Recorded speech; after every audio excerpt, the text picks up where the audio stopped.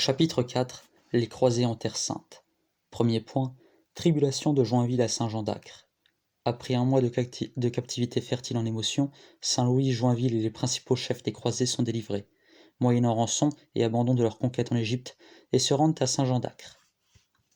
Vous lirez ci-après le récit de plusieurs persécutions et tribulations dont je souffris en Acre, mais dont Dieu, en qui je me confiais et en qui je me confie toujours, me délivra. Et si je fais écrire ces choses, c'est pour que ceux qui les apprendront aient confiance en Dieu dans leurs persécutions et tribulations, et Dieu les aidera ainsi qu'il m'a aidé. Or, disons donc que quand le roi arriva en Acre, toute la ville vint en procession à sa rencontre jusqu'au bord de la mer et l'accueillit avec une très grande joie. On m'amena un palefrenier, mais sitôt que je fus monté dessus, le cœur me manqua. Je dis à celui qui me l'avait amené de me soutenir pour que je ne tombasse. À grand-peine on me fit monter les degrés de la salle du roi. Je m'assis à une fenêtre, et un enfant s'assit auprès de moi. Il avait environ 10 ans, avait nom Barthélemy, et était fils bâtard de monseigneur Ami de Montbéliard, sire de Montfaucon. Il est précisé que cet enfant avait été recueilli par Joinville dans les premiers jours de sa captivité. Pendant que j'étais assis là, et que nul ne prenait garde à moi, un jeune homme en cotte vermeille à 2 raies jaunes s'approcha de moi, me salua, et me demanda si je reconnaissais. Je lui dis que non. Il me dit qu'il était d'Oiselay, le château de mon oncle. Je lui demandai à qui il était. Il me dit qu'il n'était à personne et qu'il demeurerait avec moi si je voulais. J'acceptai, et aussitôt il alla me chercher des coiffes blanches et me peigna très bien. Le roi m'envoya chercher alors pour manger avec lui. J'y allai vêtu du corset qu'on m'avait fait en prison avec les rognures de ma couverture, et je laissai au petit Barthélemy ma couverture avec les 4 aunes de camelin qu'on m'avait données en prison par charité. Guillemin, mon nouveau valet, vint trancher devant moi et procura de la nourriture à l'enfant pendant que nous mangeâmes. Mon nouveau valet me dit qu'il m'avait trouvé un hôtel tout à côté des bains, où je pourrais me laver de la crasse et de la sueur que j'avais rapportée de la prison. J'y allai le soir même, mais là le cœur me manqua et je m'évanouis. On me traîna à grand-peine du bain jusqu'à mon lit. Le lendemain, un vieux chevalier qui avait nom Monseigneur Pierre de Bourbonne vint me voir et je le retins près de moi. Il fut mon répondant auprès des marchands de la ville pour les vêtements et objets d'équipement qui m'étaient nécessaires. Quand je fus remis en honnête état, 4 jours au moins après notre arrivée, j'allai voir le roi. Il me gronda, me reprochant d'avoir tant tardé à lui rendre visite. Et il me commanda, pour autant que je tenais à ses bonnes grâces, de venir manger avec lui tous les jours, matin et soir, jusqu'à ce qu'il eût décidé que ce que nous ferions, soit de retourner en France, soit de rester. L'évêque, qui occupait alors le siège d'Acre, il était natif de province, me fit prêter la maison du curé de Saint-Michel. À mon chevet était une petite loge par où on entrait dans l'église. Or il arriva qu'une fièvre continue me prit, qui m'obligea à garder le lit. Et toute ma maisonnée aussi était malade, si bien que pas un seul jour pendant tout ce temps je n'eus quelqu'un qui pût m'aider à me lever. Je n'attendais que la mort à cause d'un signal qui résonnait sans cesse à mes oreilles. Il n'était pas de jour, en effet, que l'on apporta bien 20 morts ou plus dans l'église. Et de mon lit, toutes les fois qu'on les apportait, j'entendis chanter Libérame Domine. Alors je pleurai et demandai grâce à Dieu en disant ainsi: Seigneur, sois adoré pour la souffrance que tu m'envoies, car j'ai souvent usé de faste à mon coucher et à mon lever. Mais je te prie, Seigneur, de m'aider et de me délivrer de cette maladie. Ainsi fit-il, et me guérit moi et mes gens. Après cela, je demandai à Guillemin, mon nouvel écuyer, de me rendre ses comptes, ce qu'il fit, mais je trouvais qu'il m'avait fait tort de 10 livres tournois de plus, 10 livres tournois et plus. Et quand je les lui demandais, il me dit qu'il me les rendrait quand il pourrait. Je lui donnai congé, car il l'avait bien mérité. J'appris par les chevaliers de Bourgogne, quand ils revinrent de captivité, car ils l'avaient emmené en leur compagnie, qui était le plus courtois larron qui fut jamais, car lorsqu'un chevalier avait besoin d'un couteau, d'une ceinture de gants, d'éperons ou d'autre chose, il allait les dérober et puis les lui donner. Deuxième point, délibération au sujet du retour. Pendant que nous étions en Acre, un dimanche, le roi envoya chercher ses frères le comte de Flandre et les autres grands seigneurs et leur dit: Seigneur, madame la reine ma mère m'a mandé et prie instamment de revenir en France, car mon royaume est en grand péril, vu que le roi d'Angleterre ne me laisse ni paix ni trêve. Les gens de ce pays-ci à qui j'en ai parlé m'ont dit que si je m'en vais, cette terre est perdue, car ceux qui sont en Acre s'en viendront tous après moi, personne ne se hasardant plus à y demeurer après mon départ avec si peu de gens. Aussi je vous prie, fit-il, de penser à cette affaire, et comme elle est d'importance, je vous donne répit pour me répondre ce que bon vous semblera, jusqu'à aujourd'hui en 8 jours. Au cours de ces 8 jours, le légat vint me trouver et me dit qu'il ne comprenait pas comment le roi pourrait demeurer, et il me pria très instamment de consentir à faire sur son vaisseau le voyage de retour. Je lui répondis que c'était impossible, car je n'avais rien, comme il le savait, ayant tout perdu dans l'eau au moment où je fus pris. Et si je lui fis cette réponse, ce n'est pas que je n'eusse été content de m'en aller avec lui, mais je me souvenais d'une parole que monseigneur de Bourmelon, mon cousin Germain, que Dieu absolve, m'avait dite lorsque je m'en allais outre-mer. Vous vous en allez outre-mer, fit-il. Or prenez garde au retour, car nul chevalier pauvre ou riche ne peut revenir sans être honni. s'il laisse aux mains des Sarrasins le menu peuple de notre Seigneur en compagnie duquel il est allé.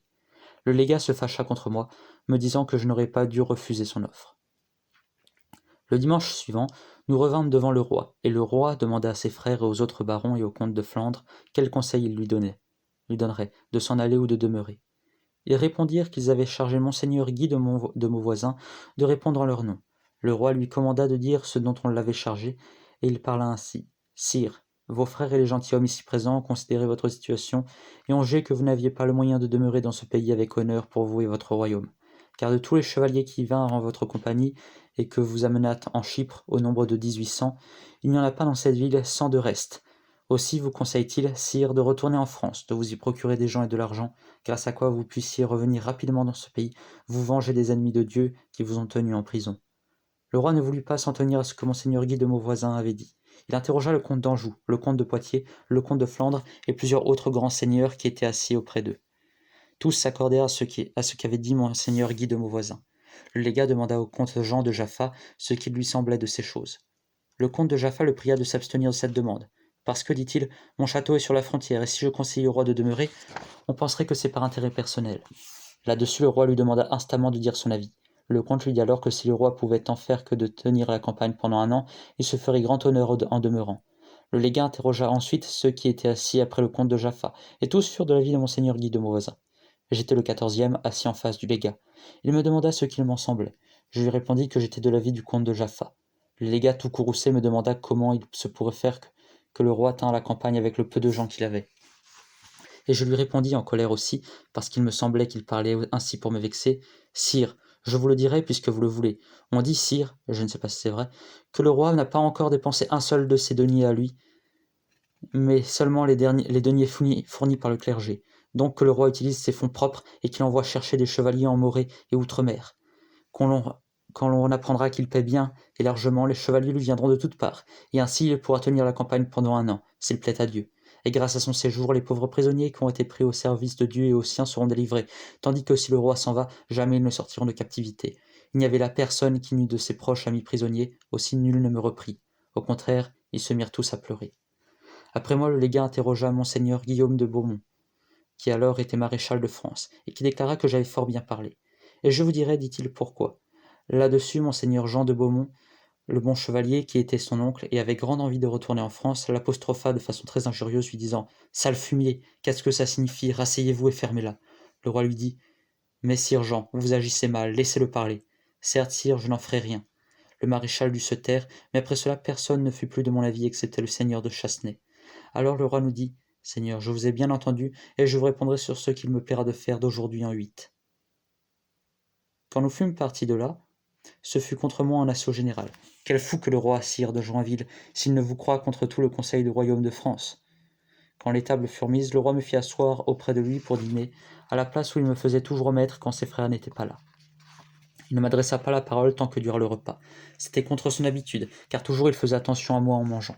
Et je pensais vraiment qu'il était fâché contre moi, parce que j'avais dit qu'il n'avait pas encore dépensé un seul de ses deniers et qu'il devait les dépenser largement. Tandis que le roi entendait les grâces, j'allai à une fenêtre grillée qui était dans un renfoncement près du chevet du lit de roi, et je tenais mes bras passés entre les barreaux de la fenêtre, pensant que si le roi s'en allait en France, je m'en irais auprès du prince d'Antioche, qui me tenait pour parent et m'avait envoyé chercher, jusqu'à temps qu'une autre expédition arrivât dans ce pays pour délivrer les prisonniers, selon le conseil que m'avait donné le sire de Bourmelon. Tandis que j'étais là, le roi vint s'appuyer sur mes épaules et me posa ses 2 mains sur la tête. Je crus que c'était monseigneur Philippe de Nemours qui m'avait causé beaucoup d'ennuis ce jour-là à cause de l'avis que j'avais donné, et je dis « Laissez-moi en paix, monseigneur Philippe. » Malheur à moi au mouvement que je fis en tournant la tête. La main du roi me glissa sur le visage, et je reconnus que c'était lui à une émeraude qu'il avait à son doigt. Il me dit « Ne vous troublez pas. Je veux vous demander comment vous fûtes assez hardi, vous qui êtes un jeune homme, pour m'oser conseiller de rester ici contre tous les grands et les sages de France qui me conseillaient de partir. Sire, fis-je, si j'avais de mauvais sentiments dans le cœur, je ne vous conseillerais à aucun prix de rester. Dites-vous, fit-il, que j'agirais mal en m'en allant? Dieu me soit en aide, sire, fis-je. Oui bien. Et il me dit si je reste, resterez-vous? Oui, répondis-je, si je le puis à mes frais et aux frais d'autrui. Eh bien, soyez tout aise, dit-il. Je vous sais fort bon gré du conseil que vous m'avez donné, mais n'en parlez à personne de toute la semaine. Cette parole me réconforta, et je me défendis plus hardiment contre ceux qui m'attaquaient. Le dimanche suivant, nous revînmes tous devant le roi, et quand il nous vit rassemblés, il fit sur sa bouche le signe de la croix. pour demander, je pense, l'aide du Saint-Esprit, car madame ma mère me disait que chaque fois que je voudrais dire quelque chose, il me fallait implorer son aide et faire sur ma bouche un signe de croix. Puis il s'exprima ainsi. Seigneur, fit-il, je remercie beaucoup ceux qui m'ont conseillé de retourner en France et je rends grâce aussi à ceux qui m'ont conseillé de rester. Mais après réflexion, je ne vois si je reste aucun risque que mon royaume se perde, puisque madame la reine a assez de monde pour le défendre. Et j'ai considéré aussi d'autre part que les barons de ce pays disent que si je m'en vais, le royaume de Jérusalem sera perdu, vu que nul n'y osera demeurer après moi. Or je pense qu'à aucun prix je ne dois laisser perdre le royaume de Jérusalem, que je suis venu protéger et conquérir. Aussi ma résolution est-elle de demeurer quant à présent, et je vous invite, gentilhomme ici présent, ainsi que tous les autres chevaliers qui voudront demeurer avec moi, à venir me parler hardiment. Je vous donnerai tant que ce ne sera pas ma faute, mais la vôtre, si vous ne voulez pas demeurer. Parmi ceux qui entendirent ces paroles, beaucoup furent ébahis, et il y en eut beaucoup qui pleurèrent. Troisième point, hommes et choses d'Orient. Le vieux de la montagne et la secte des assassins. Pendant le séjour du roi en Acre, vinrent à lui les messagers du vieux de la montagne. Le roi leur accorda audience en sortant de sa messe. Il les fit asseoir de telle manière qu'il avait devant lui un émir, bien vêtu et bien équipé. Et derrière l'émir, il y avait un jeune homme bien équipé qui tenait à la main 3 couteaux piqués dans le manche l'un de l'autre. Si l'émir avait été conduit, il aurait présenté au roi ces 3 couteaux pour le défier. Derrière celui qui tenait les 3 couteaux, il y avait un autre qui portait une pièce de bougran entortillée à son bras, laquelle il eût présentée au roi pour l'ensevelir, s'il avait refusé la requête du vieux de la montagne. Le roi dit à l'émir de lui faire connaître ses intentions. L'émir lui présenta des lettres de créance et dit « Monseigneur m'envoie vous demander si vous le connaissez. » Le roi répondit qu'il ne le connaissait point, car il ne l'avait jamais vu, mais qu'il avait déjà bien entendu parler de lui. « Eh bien, puisque vous avez entendu parler de Monseigneur, dit l'émir, je m'étonne fort que vous ne lui ayez pas envoyé assez de présents pour vous concilier son amitié, comme l'empereur d'Allemagne, le roi de Hongrie, le Soudan de Babylone, et les autres le font tous les ans, étant tous certains qu'ils ne peuvent vivre qu'autant qu'il plaira à Monseigneur. Et si cela ne vous plaît pas, faites en sorte qu'il soit libéré du tribut qu'il doit à l'hôpital et au temple, et il se tiendra pour satisfait à votre égard. » Le vieux de la montagne rendait alors un tribut au temple et à l'hôpital qui ne redoutait en rien les assassins.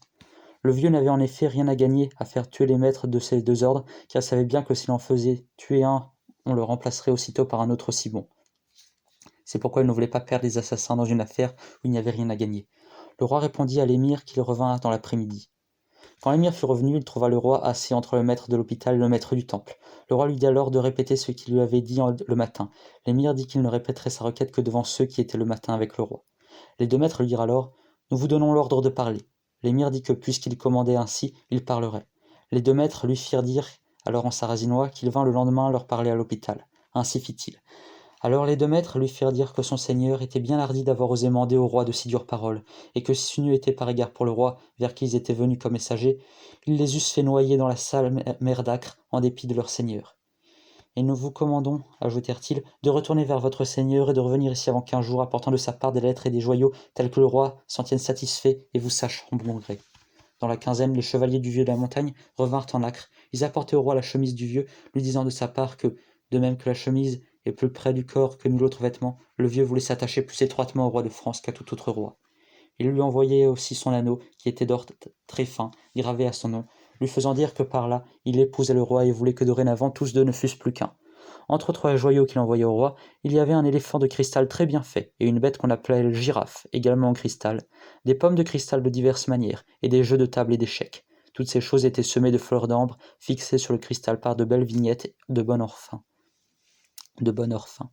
Et sachez que lorsque les messagers ouvrirent les écrins qui enfermaient ces joyaux, il sembla que toute la chambre fut embaumée tant il fleurait bon.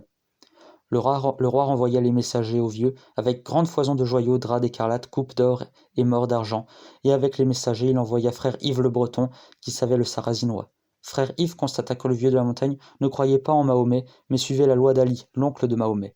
Cet Ali contribua à l'élévation de Mahomet, et quand celui-ci fut devenu le maître du peuple, il méprisa son oncle et s'éloigna de lui. Ali, voyant cela, attira à lui ceux du peuple qu'il put avoir et leur enseigna une autre croyance que celle de Mahomet, d'où il résulte que maintenant tous ceux qui croient la loi d'Ali traitent de mécréants ceux qui suivent la loi de Mahomet, et inversement, ceux qui suivent la loi de Mahomet appellent mécréants ceux qui croient à la loi d'Ali. L'un des points de la loi d'Ali est que, quand un homme se fait tuer pour obéir à l'ordre de son seigneur, son âme passe dans un corps où elle est plus aise qu'elle n'était précédemment, et c'est pour cela que les assassins n'hésitaient pas à se faire tuer quand leur seigneur leur commande, croyant qu'ils seront bien plus aises une fois morts qu'ils n'étaient auparavant. Un autre point est tel qu'il croit que nul ne peut mourir avant le jour qui lui est fixé. Or cela, nul ne le doit croire, car Dieu a le pouvoir d'allonger ou de raccourcir nos existences.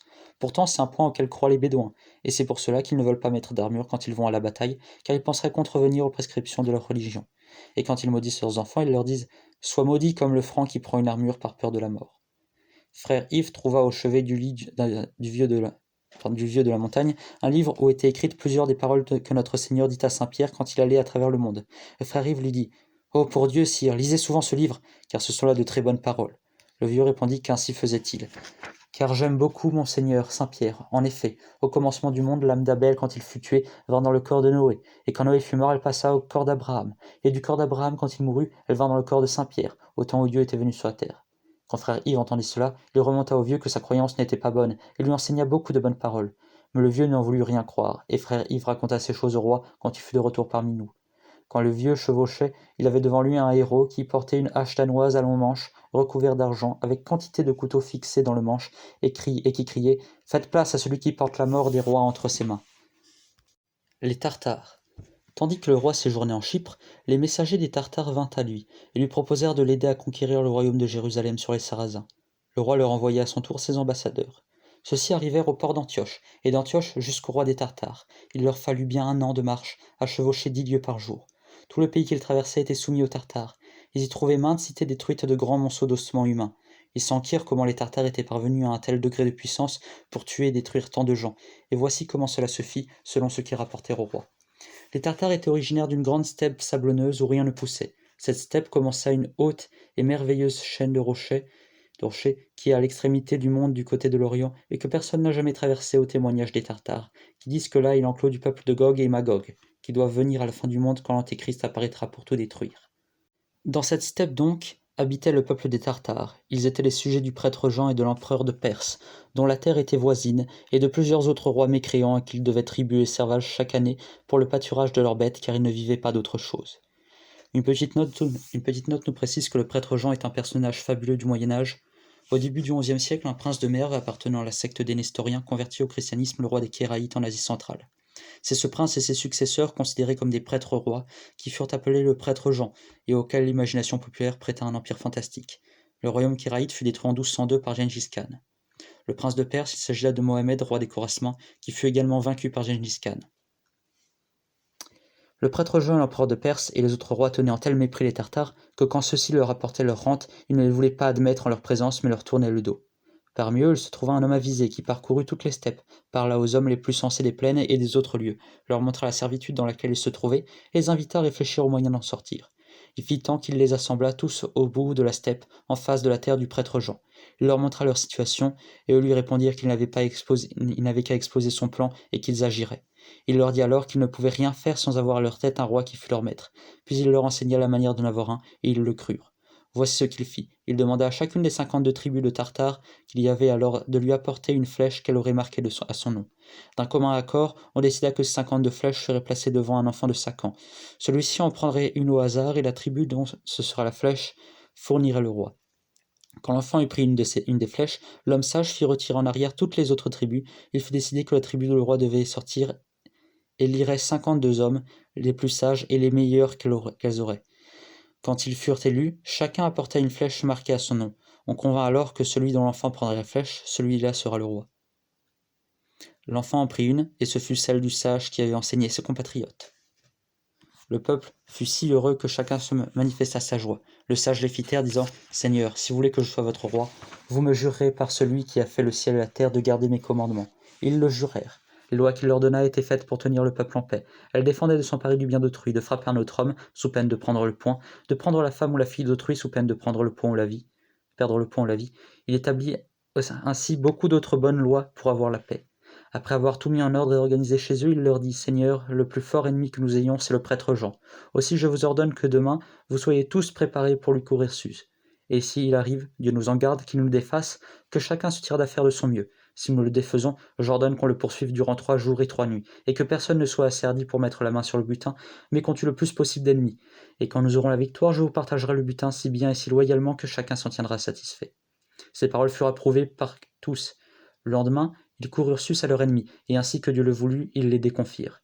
Tous ceux qui trouvèrent les armes à la main, ils les massacrèrent, mais ceux qui portaient l'habit de prêtre ou de religieux, ils les épargnèrent.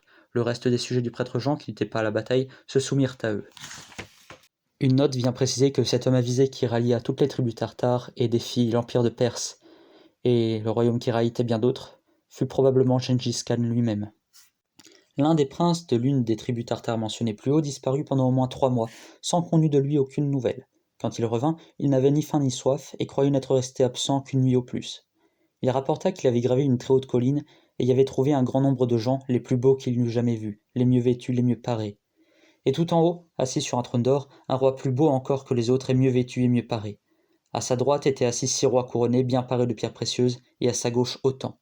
Près de lui, à droite, il y avait une reine agenouillée qui lui parlait, le suppliant de penser à son peuple. À sa gauche était à genoux également un très bel homme qui avait 2 ailes aussi resplendissantes que le soleil, et autour du roi, il y avait foison de belles gens avec des ailes. Le roi appela ce prince et lui dit « Tu es venu de l'armée des Tartares ?» Il répondit « Oui, sire, c'est de là que je viens. » Tu t'en retourneras vers ton roi, et tu lui diras que tu m'as vu, moi le Seigneur du ciel et de la terre, et tu lui diras qu'il me rende grâce de la victoire que je lui ai donnée sur le prêtre Jean et son peuple. Et tu lui diras encore de ma part que je lui donne puissance de mettre toute la terre en sa suggestion. Sire, fit le prince, comment me croira-t-il ? Tu lui diras de te croire à telle enseigne que tu iras combattre contre l'empereur de Perse avec 300 hommes, sans plus, de tes gens, et pour que votre grand roi croie que j'ai le pouvoir de faire toute chose, je te donnerai la gloire de déconfier l'empereur de Perse qui combattra contre toi avec 300 000 soldats et plus. Avant d'aller le combattre, tu demanderas à ton roi de te donner les prêtres et les gens de religion qu'il a pris dans la bataille, et ce qu'ils t'enseigneront, tu le croiras fermement, toi et tout ton peuple. Sire, fit-il, je ne m'en saurais aller si tu me fais conduire. Et le roi se tourna vers une nombreuse troupe de chevaliers si bien armés que c'était merveille de les regarder. Il appela l'un d'eux et lui dit « Georges, viens ici ». Et celui-ci vint et s'agenouilla. Et le roi lui dit « Lève-toi et mène-moi cet homme à son camp sain et sauf. » Et ainsi fit-il en un instant. Aussitôt que ces gens le revirent, ils montrèrent une si grande joie, et toute l'armée aussi, que nul ne le pourrait raconter. Il réclama au roi les prêtres, le roi les lui remit, et ce prince et tout son peuple reçurent si volontiers le renseignement qu'ils se firent baptiser. Après cela, il prit 300 hommes d'armes, les fit confesser, équiper, et s'en alla combattre l'empereur de Perse qu'il vainquit et chassa de son royaume. Celui-ci s'en vint fuyant jusque dans le royaume de Jérusalem, et ce fut cet empereur qui déconfit nos gens. Le peuple de ce prince chrétien était si grand que les messagers du roi nous racontèrent qu'il y avait dans son armée 800 chapelles sur des chars. Leur manière de vivre était telle qu'ils ne mangent pas de pain et se nourrissent de viande et de lait. La viande qu'ils préfèrent est celle de cheval. Ils la mettent marinée dans de la saumure et la font sécher ensuite de façon à la trancher comme du pain noir. La meilleure boisson qu'ils aient et la plus forte, c'est du lait de jument où ils ont fait macérer des herbes. Le pays de Tartare comprend nombre de peuples chrétiens qui suivent la religion grecque, ce dont nous vous avons parlé et d'autres. Ceux-là, ils les envoient contre les Sarrasins quand ils sont en guerre avec eux, et ils envoient les Sarrasins contre les chrétiens quand ils ont affaire avec ces derniers. Ils ont affaire à ces derniers.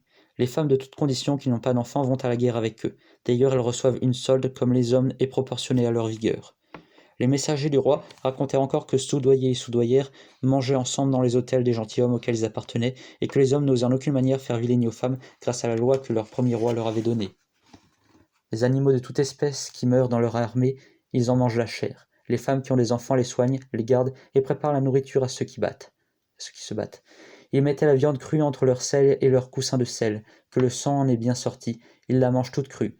Ceux qu'ils ne peuvent manger, ils le jettent dans un sac de cuir, et quand ils ont faim, ils ouvrent le sac et mangent en commençant toujours par le plus vieux morceau. J'ai vu un courasmin qui fut des gens de l'empereur de Perse et qui nous gardait en prison. Quand il ouvrait son sac, nous nous bouchions le nez, ne pouvant y tenir à cause de la puanteur qui en sortait. On appelait courasmin les peuples de l'empire de Perse, défaits par Gengis Khan, et qui s'en allèrent se réfugier en Syrie, où ils massacrèrent la population et mirent à sac Jérusalem, affrontant notamment les croisés. Mœurs des communs. Tandis que le roi fortifiait Césarée, monseigneur Philippe de Toucy vint le voir. Il raconta au roi que l'empereur de Constantinople et les autres gentilshommes qui étaient dans cette ville s'étaient alliés à un peuple qu'on appelle les communs, afin d'avoir leur aide contre Vathas, qui était alors empereur des Grecs. Et pour qu'ils s'aidassent les uns les autres de bonne foi, on convint que l'empereur et les autres gentilshommes qui étaient avec lui se saigneraient et mettraient de leur sang dans un grand hanap d'argent. Le roi des communs et les gentilshommes de sa suite firent de même, et mêlèrent leur sang avec le sang des nôtres. Ils le mélangèrent avec du vin et de l'eau, puis en burent, et nos gens aussi, et alors ils dirent qu'ils étaient frères de sang. En outre, ils firent passer un chien entre nos rangs et les leurs, et le mirent en pièces à coups d'épée. Nos gens les imitèrent, et tout le monde déclara: Puissions-nous subir le même sort si nous nous manquons à nos engagements. Monseigneur de Toucy nous raconta encore une grande merveille qu'il vit, tandis qu'il était dans leur armée. Un noble chevalier étant mort, on lui creusa une grande et large fosse. On l'y plaça assis avec une chaise magnifiquement parée, et l'on mit avec lui le meilleur cheval qu'il eût et le meilleur sergent, tout vivant. Le sergent, avant d'être enterré avec son seigneur, prit congé du roi des communs et des autres riches seigneurs, et ceux-ci, lors des adieux, lui mettaient dans son aumônière une grande quantité d'or et d'argent, lui disant: Quand je viendrai dans l'autre monde, tu me rendras ce que je te donne. Et il répondait: Je le ferai bien volontiers. Le grand roi des communs lui remit une lettre qui s'adressait à leur premier roi, où il mandait que ce prud'homme avait très bien vécu et l'avait très bien servi, et le pria qu'il l'en récompensât.